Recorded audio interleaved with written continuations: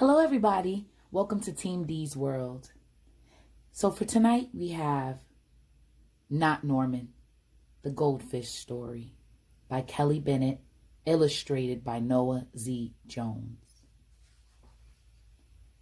When I got Norman, I didn't want to keep him. I wanted a different kind of pet.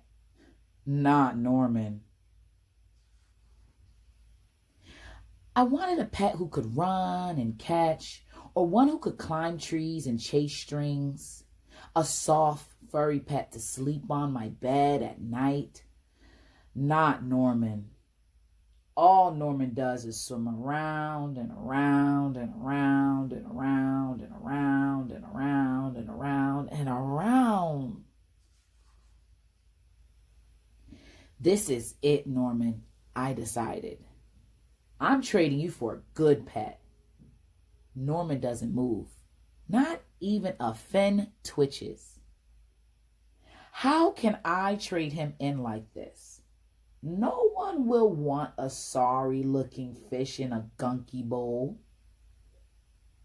When I drop Norman into his nice, clean bowl, he starts dipping and flipping and flapping his fins around.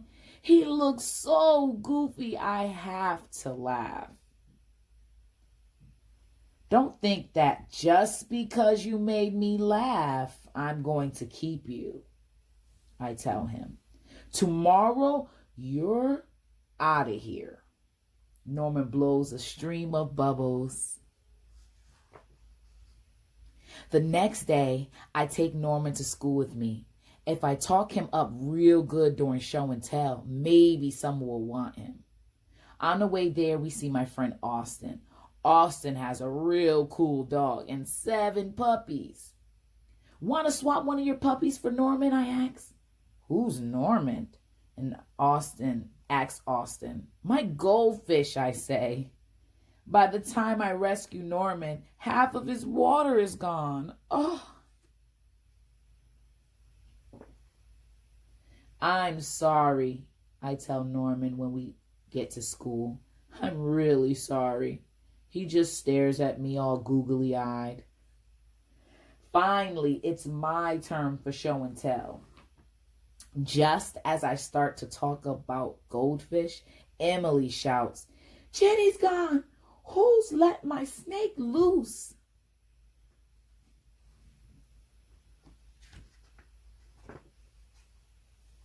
Does anyone hear the story of how I got Norman?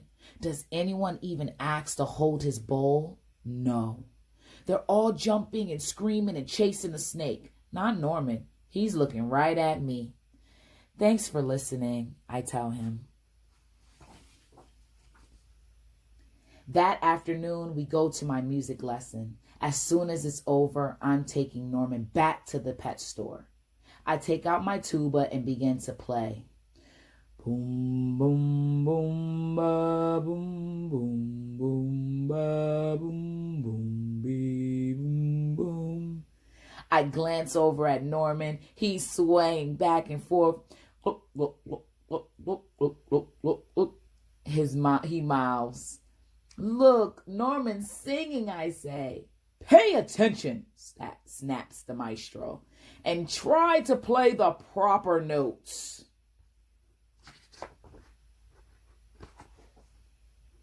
Maestro makes me stay for extra practice. By the time my lesson is over, it's too late to go to the pet store. Don't think that just because you like my music, I'm going to keep you, I tell Norman. He glugs. That night, I'm sound asleep when... What's that noise? There's something at the window. Then out of the corner of my eye, I spot Norman. He isn't scared. He isn't swimming around in circles either. He glugs and gives me a little wave. I'm not alone. Together, Norman and I slide open the curtains. It was just a broken tree branch. Thanks for watching out for me, Norman. On Saturday, I take Norman to the pet store. Just like I said I would, I look at the cats and dogs and snakes and birds. I look at the hamsters and the mice and the lizards too. They all look like good pets, but they are not Norman. When I got Norman, I wasn't sure I wanted to keep him. But now, even if I could pick any pet in the whole world, I wouldn't trade him. Not Norman.